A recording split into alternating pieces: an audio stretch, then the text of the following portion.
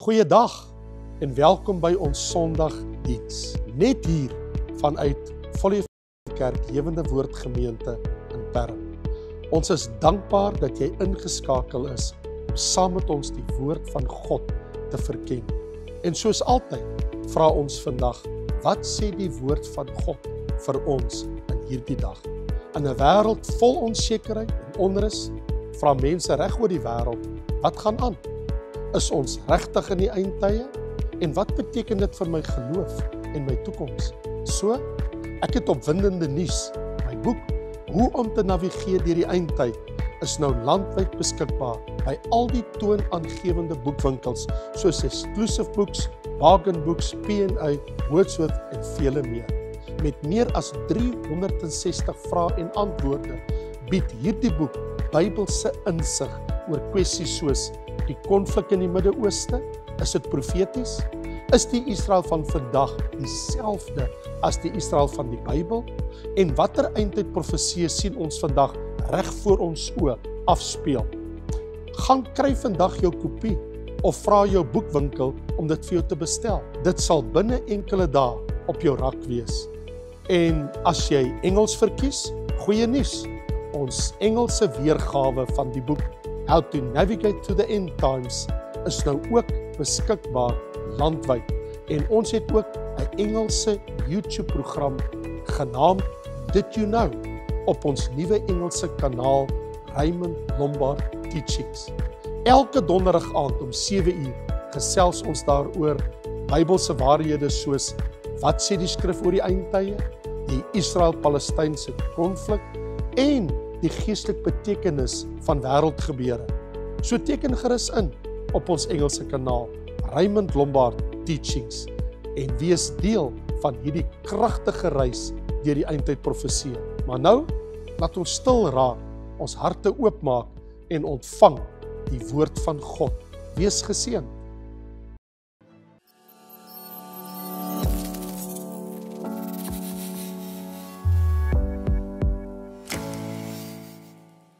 Maar as jy vanaand hier by ons besoek, baie welkom en ek is so dankbaar jy is hier en vertrou dat die woord wat ek vir jou vanaand wil bring vir jou tot groot seën gaan wees. En ek weet dit is nou baie verrassend om te praat op 'n Sondag aand van alle tye oor die boek Klaagliedere. Kan jy dit glo? Klaagliedere van Jeremia. Maar ek sê dit elke keer vir die gemeente en vir julle wat nou vanaand hier besoek. En dit is dat dit sal verskriklik wees om in die hemel te kom. En ek kan nie vir Jeremia vertel ek het sy boek nie gelees nie. So ons lees dit saam. So jy kan ten minste sê jy het dit saam met Raymond Lombard gelees, as hy vir jou vra eendag.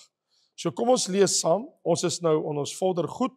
Ons is nou by Klaagliedere hoofstuk 2 en ons lees vanaf vers 10. Jy jou Bybel hier? Kan jy luister? Andersins luister maar net. Die oudstes van die dogter van Sion sit en swyg op die grond. Terloops, die van julle wat nou nie betrokke was die afgelope paar weke rondom die boodskappe wat ek begin het 'n paar weke gelede oor klaagliedere. So Jeremia sit daar by Jerusalem aan die ander kant van die mure van Jerusalem aan die noorde kant en ween en skryf en spreek sy woorde. En soos ek voorheen gesê het, ek moet nou net weer die prentjie bring. Dit is 5 hoofstukke en elkeen is eintlik 'n begrafnislied. So ons eintlik 5 begrafnisliedere, nê? So wat ons nou hierby kom is hy beklaag wat gebeur het met Jerusalem en sy mense. Net om jou in die prentjie te bring. So kom ons lees dan. So, van vers 10 af. Die oudstes van die dogter van Sion sit en swyg op die grond. Hulle het stof op hulle hoof gegooi, rouklere aangegord.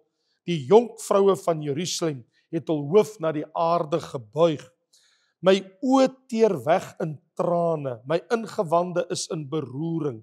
My lewer is op die grond uitgeskit vanweë die verbreeking van die dogter van my volk, omdat kind en suigling op die pleine van die stad versmag. Wat aan hulle moeders sê, waar is koring en wyn, terwyl hulle versmag soos gewondes op die pleine van die stad, terwyl hulle lewe uitgestort word aan die bors van hul moeders. Watter getuienis kan ek vir jou aflê? Waarmee kan ek jou vergelyk, dogter van Jerusalem? Waarmee sal ek jou gelykstel dat ek jou kan troos, jonkvrou, dogter van Sion? want jou verbrokenheid is so groot soos die see.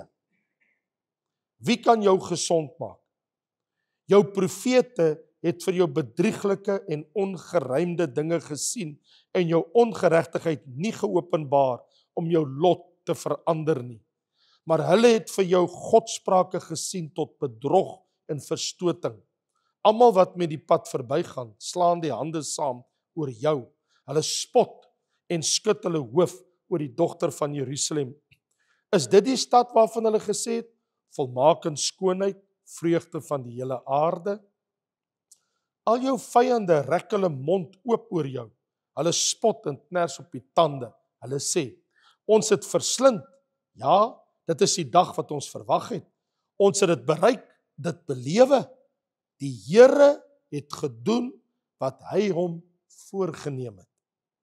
Sy woord volbring wat hy sedert die dae van die voortyd beveel het. Hy het sonder verskoning afgebreek en die vyand oor jou bly gemaak. Die horing van jou teestanders verhoog. Hulle hart roep na die Here. Muur van die dogter van Sion, laat trane afloop soos 'n stroom dag en nag.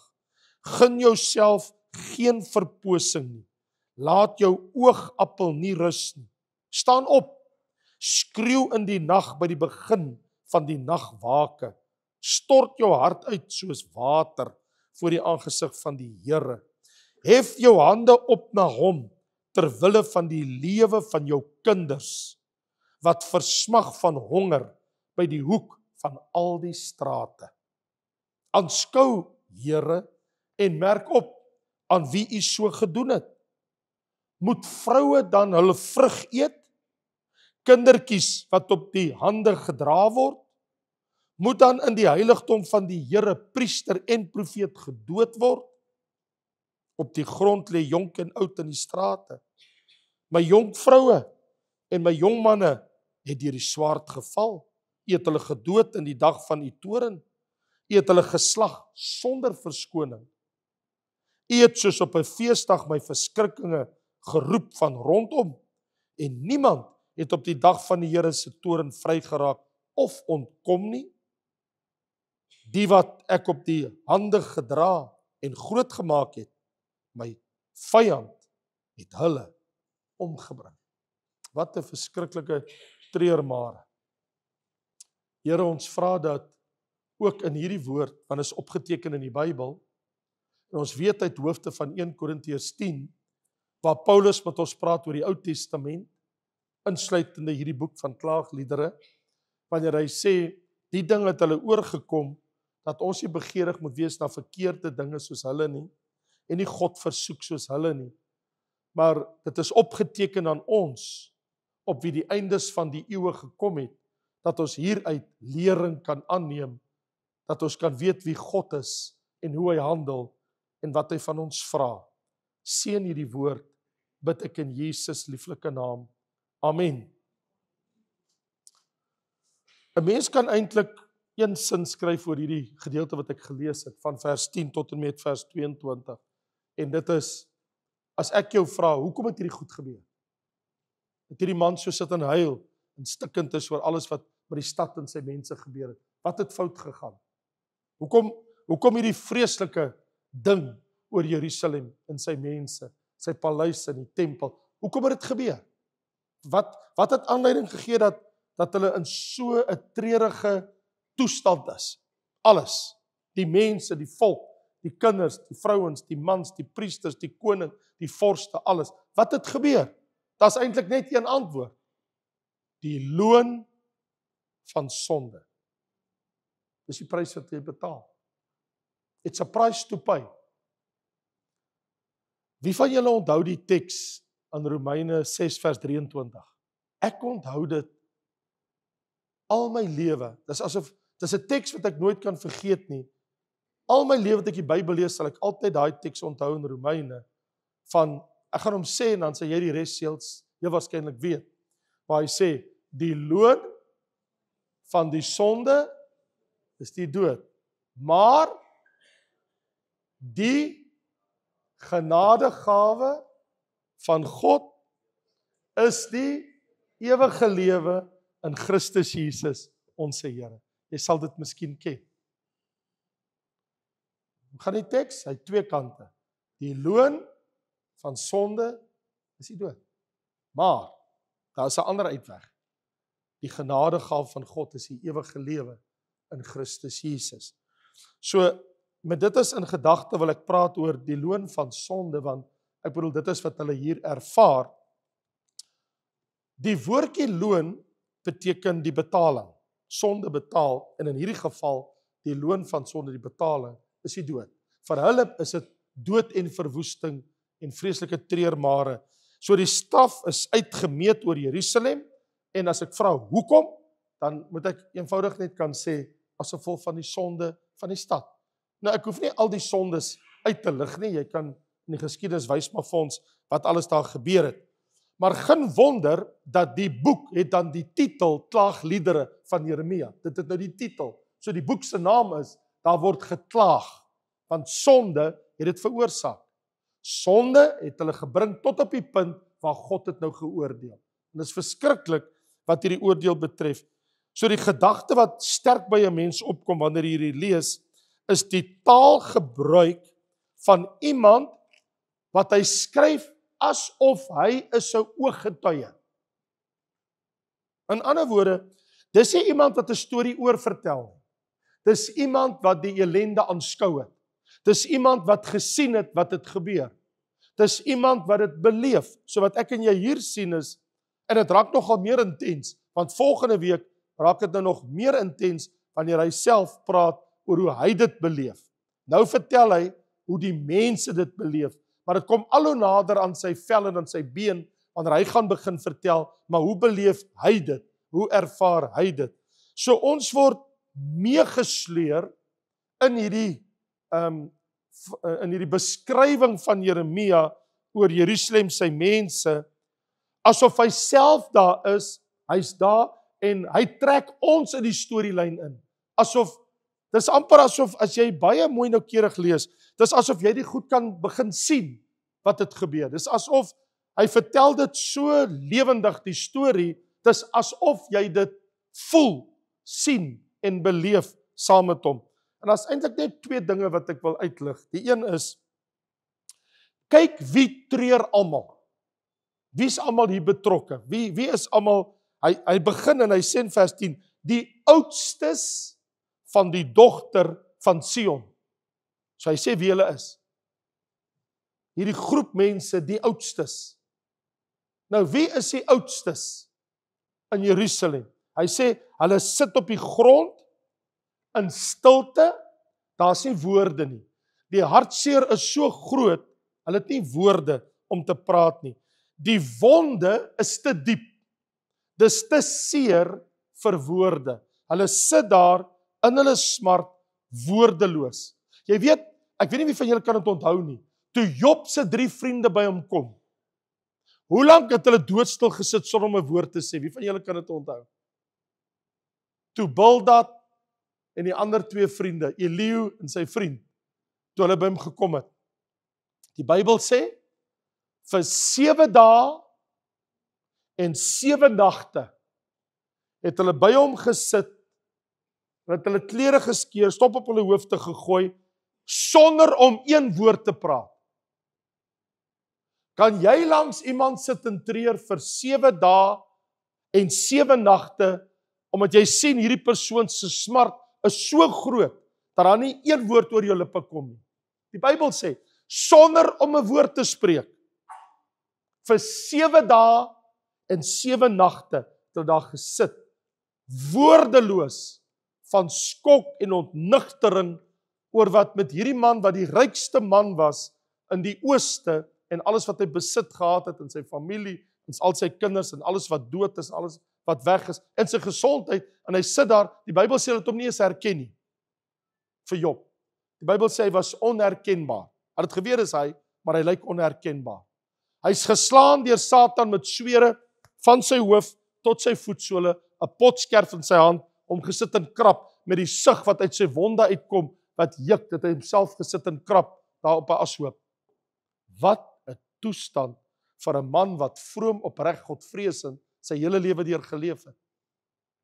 Dat as sy kinders partytjie gehou het, sy kinders het partytjie gehou, elke week was daar 'n fees. Geld was nie 'n tekort nie. Jy kan gaan lees wat in Job se geval gebeur. Hulle het elke week 'n fees gehad. En die Bybel sê, as die feesmaal klaar is, hulle het beurte gemaak, want hulle was 10 kinders, dan het hulle van een na die ander, het hulle elkeen sy huis gaan, 1 keer 'n week by die ene partytjie gehou. En die Bybel sê, en elke keer as die feesmaal verby is, die partytjie is klaar, dan het Job gegaan en hy het brandoffers aan die Here gebring, want hy sê, miskien het my kinders gesondig voor God.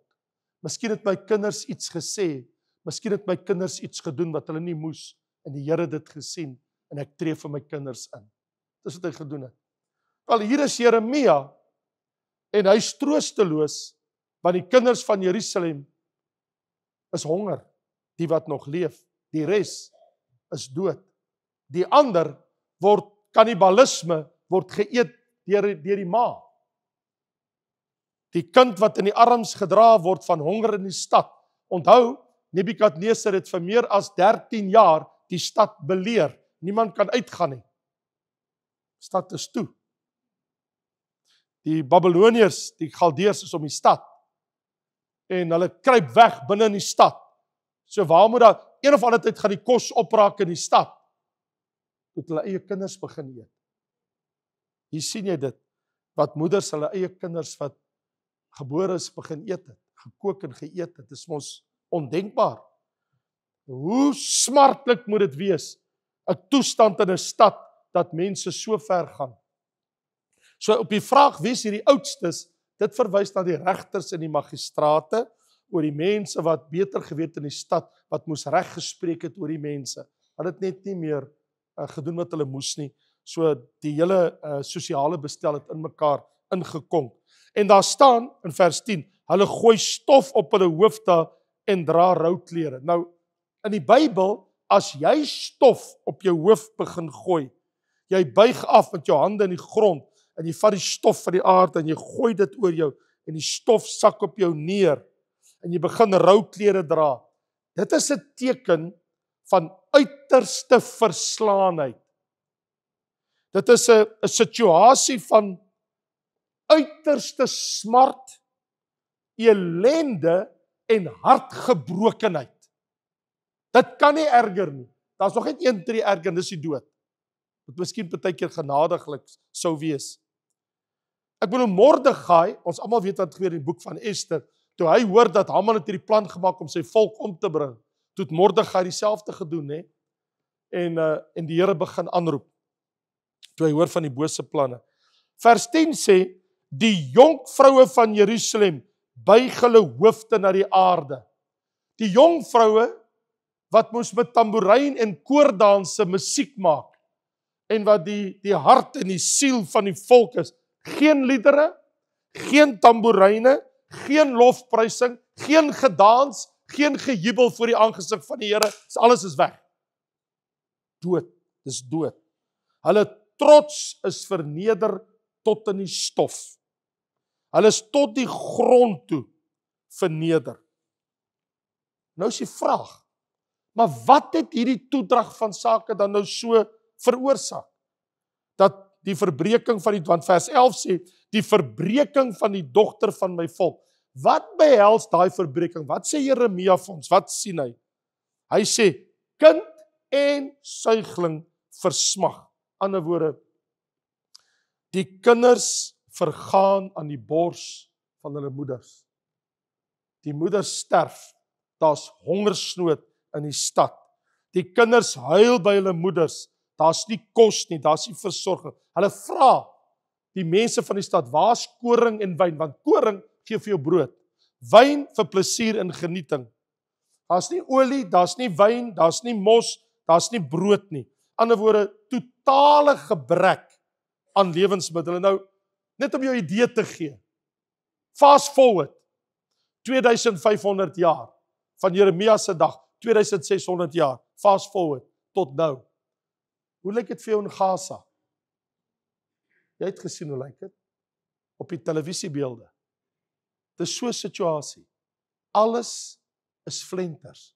Jy het gesien op fotobeelde hoe storm mense met panne en potte as 'n trok 'n voertuig sou stop, hoe mense kos soek, hoe hulle mekaar vertrap, hoe hulle mekaar doodtrap, hoe hulle gil en jil en skree om by kos uit te kom.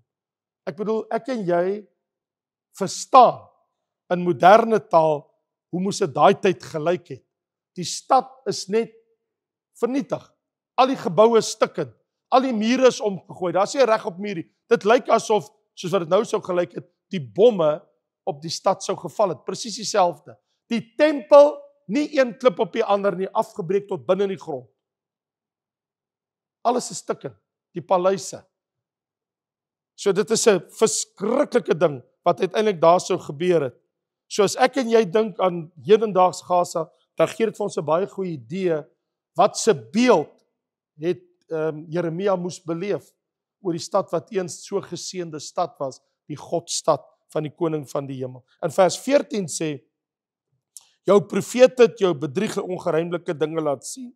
Hulle het vir jou godsprake gesien met bedrog en verstoting. So die profete het gesê, nee, die Here gaan ons verlos van die Babiloniërs, die Here gaan ons help, hulle gaan in die stad inkom. Hy sê, is alles net bedrog. Hy sê, Daniël, Jeremia en Esegiel het die hele tyd vir julle gesê, dis maar net bedrog, julle kan nie luister na die profete nie, want daar is nie meer profete wat van God gestuur is. In ander woorde, daar's nie 'n woord van die hemel nie. Wat eintlik hier gesê word, is die hemel is stil. En wanneer iemand wel praat, is dit vals. Dis sy eie bedrog van sy eie hart. Daar's nie 'n woord uit die hemel uit nie. Dis erg. En kyk in vers 20. Moet vroue hulle vrug eet, kindertjies wat hulle op die hande gedra word. Vrouens eet hulle eie kinders.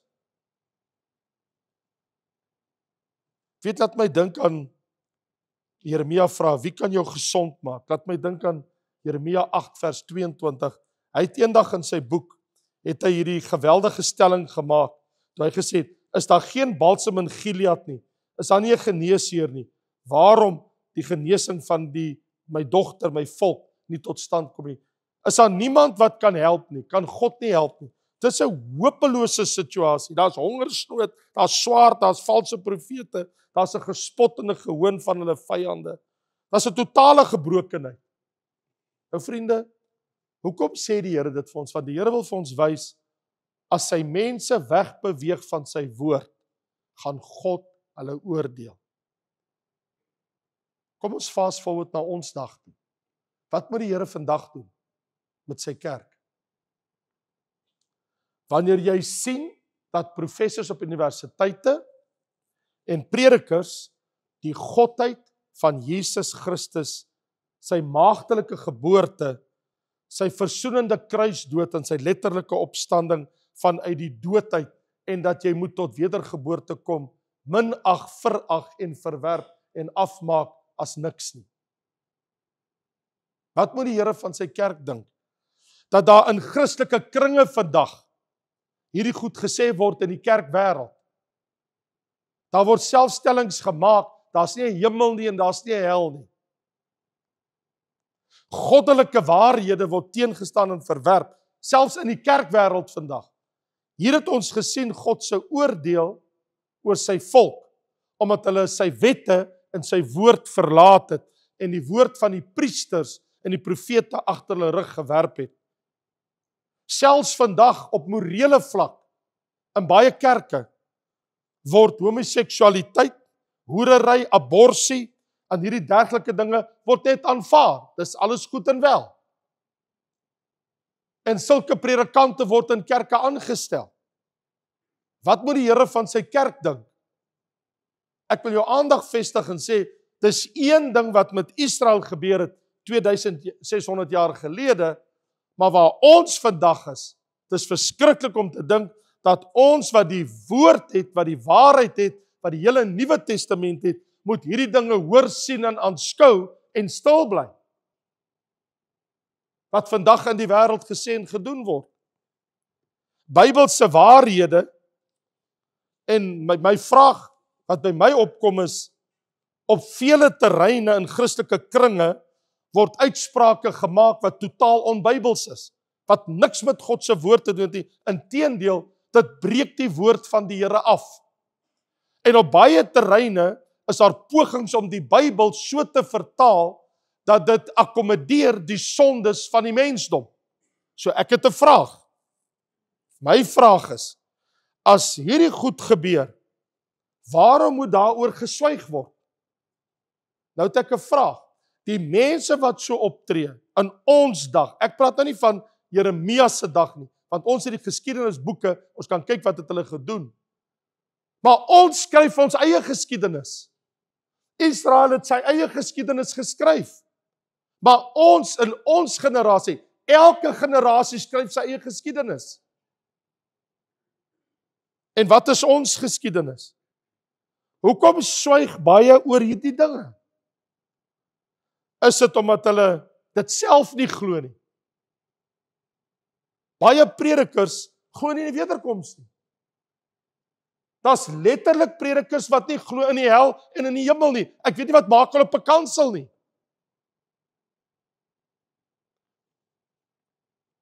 Ek het letterlik die afgelope 2 weke met 'n man wat baie preek hier in die dorp 'n vergadering gehad wat hy my vertel het dat 6 kilometer van hierdie kerk waar ons is daar 'n kerk. Sondag 'n Christelike kerk wat 'n Bybel het soos ons het, net soos wat jy voor jou het, 6 kilometer van hierdie kerk af. En hulle glo nie dat Jesus die seun van God is nie. Vriende, dit is 6 kilometer van hierdie kerk se perseel af. Is daar kerke wat dit verkondig? En hy het my alles vertel. En toe hy vir hulle sê, maar vrees julle nie God dat julle glo in die wederkoms van die Here nie? Toe sê hy, wat se wederkoms? Ons gaan nie hemel toe nie, as jy so iets soos die hemel nie. Ek praat van 'n Christelike kerk. 'n Kerk soos 'n kerk. Ek kan jou sê waar is daai kerk? Op ons deurstoep.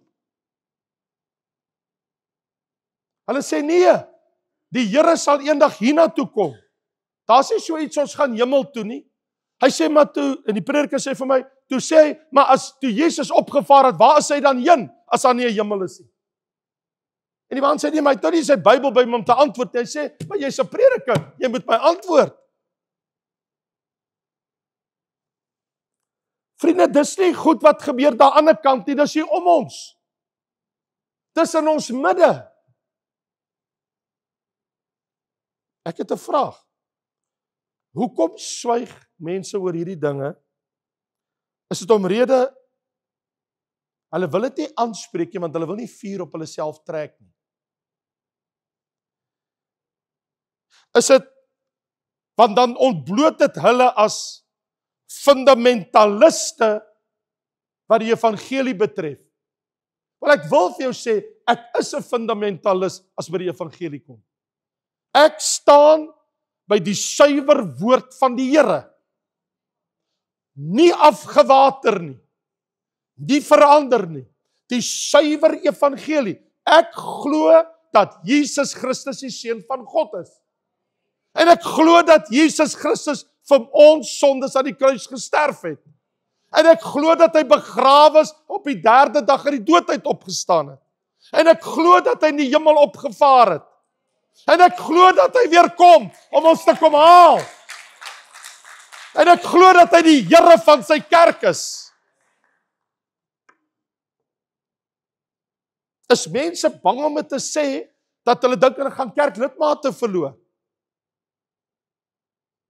So die inding is om 'n kerk te hê en jouself bekend te stel op die internet en dan nie te sê wat jy glo nie.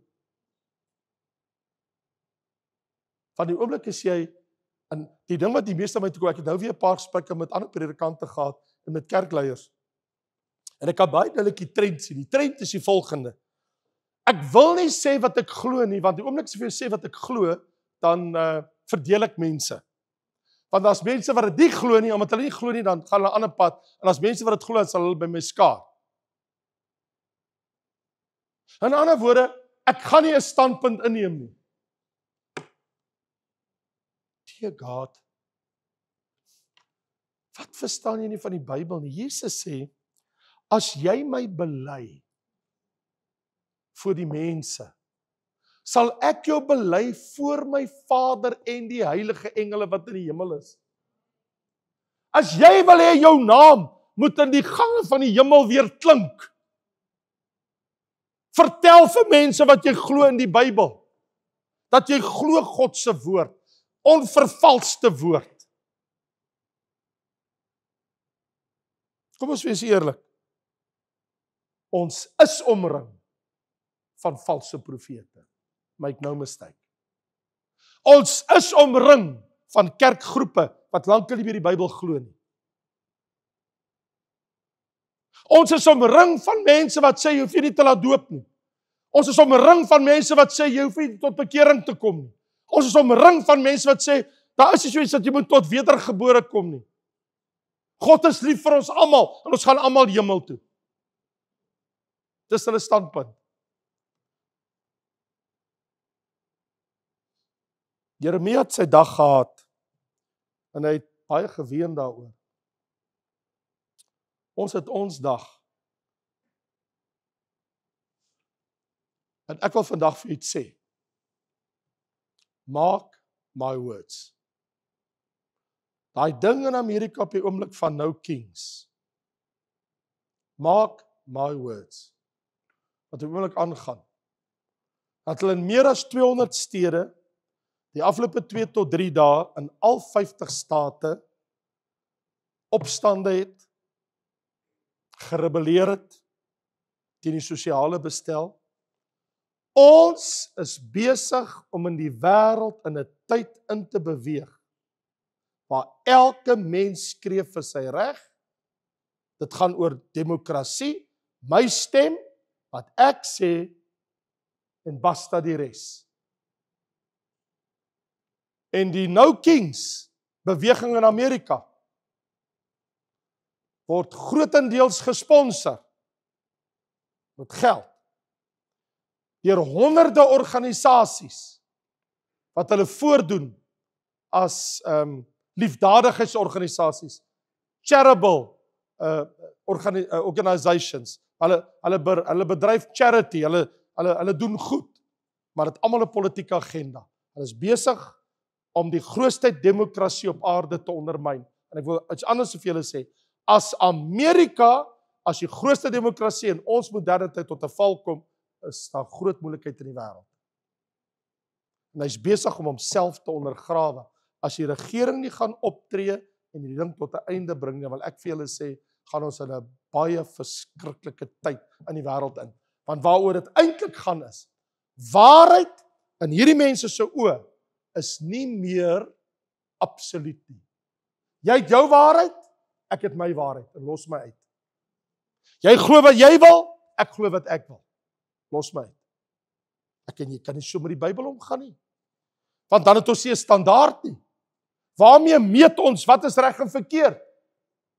Reg en verkeerd moet ons mos uit die Bybel uit kan meet. As ek dit nie kan meet nie, waarmee meet ek?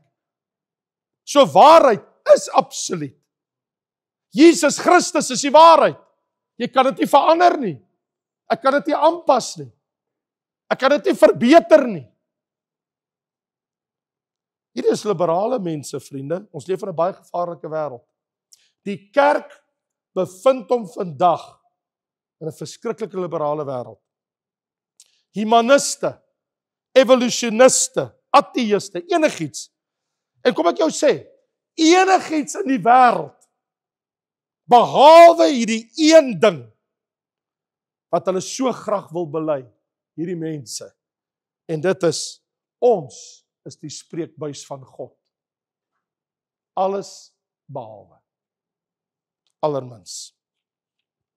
So vriende, God se oordeel is 'n vreeslike ding wanneer jy aan die ontvangkant daarvan is. Jerusalem bevind hulle aan die ontvangkant. Die tyd van Jeremia. Vers 17 sê, die Here het gedoen wat hy hom voorgenem het. Sonder verskoning het hy afgebreek. Dit was 'n goddelike oordeel oor Israel, oor die volk. Wel, ek het vir jou verlede week gesê, die week voor dit, 1 Petrus sê, vers 4, as die oordeel moet begin dit eers by die huis van God, en wat van al die ander? So hier is my vraag, wat bly vir my oor? Want hier is die vraag, vers 13, wie kan jou gesond maak? Aan die einde van vers 13, Jerusalem, wie kan jou gesond maak? Want die antwoord in vers 19 is, stort jou hart uit voor die Here, as jy wil gesond word. Stort jou hart uit voor die Here, soos water voor die aangesig. Hef jou hande op na hom, steek dan jou hande uit na God toe, as jy wil gesond word. Terwille van jou lewe, terwille van jou kinders, terwille van jou situasie, steek aan jou hande na die Here toe, en roep hom aan. Want jy sê, daar is 'n pad terug. 2 Korintiërs 7 vers 10 sê, 'n bekering van die wêreld werk die dood, maar 'n bekering volgens die wil van God werk 'n onberouwelike bekering tot redding. Daar's 'n wêreldse bekering en daar's 'n goddelike bekering. Ek dink die bekendste teks in die Ou Testament wat hierdie ding seker saamvat, wat kop en skous bo alle tekste uitstaan in jou ganse Bybel, is 2 Kronieke 7 vers 14. As my volk oor wie my naam uitgeroep is, hulle verootmoedig en bid, en my aangesig soek, en hulle bekeer van hulle verkeerde weë, sal ek uit die hemel hoor hulle sonde vergewe, en hulle land genees. As my volk oor wie my naam uitgeroep is. Die kerk moet onthou, die loon van sonde is die dood. Remember, sonde betaal.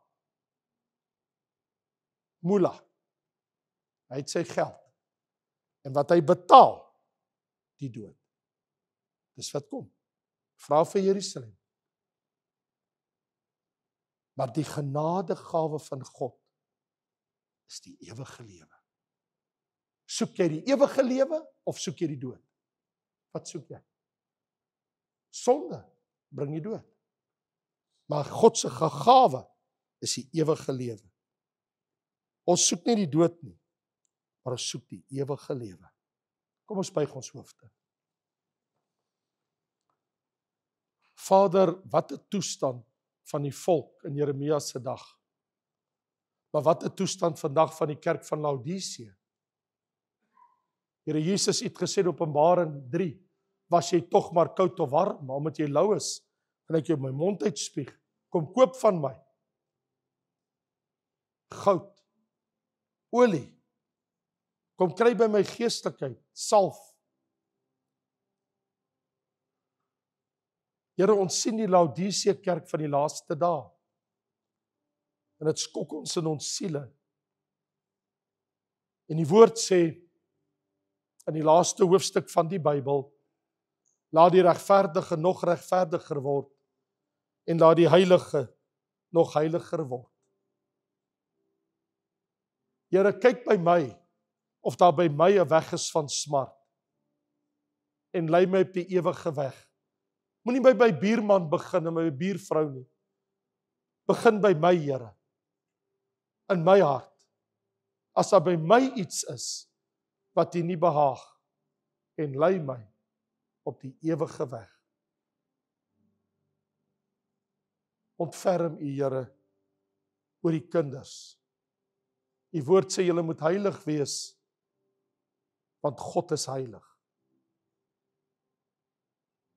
Streef na heiligmaking, waarsonder niemand die Here sal sien nie. Gee, Here, dat ons nie met sonde sal trou nie. Dat ons nie met sonde sal hande skud nie. Dat ons nie met sonde sal heel nie. Dat ons nie met sonde sal speel nie. Maar dat ons voor U aangesig verneder en laag voor U buig. Wees ons genadig, Here, na U woord. Ons bid dit in Jesus kosbare naam. En al die kinders van die Here sê, Amen.